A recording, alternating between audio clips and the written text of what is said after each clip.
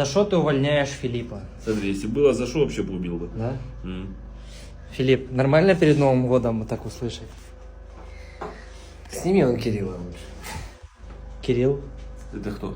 Он говорит, тебя, Кирилл. Минус 100 Чего? долларов.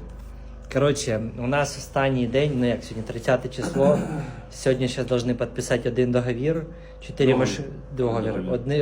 машини вже виграли за тиждень, можна сказати, за тот. Вот. Із 10 договорів підписаних. Тому звертайтесь до нас. Що, у нас все добре, так? Да? Что ты опять в шопке?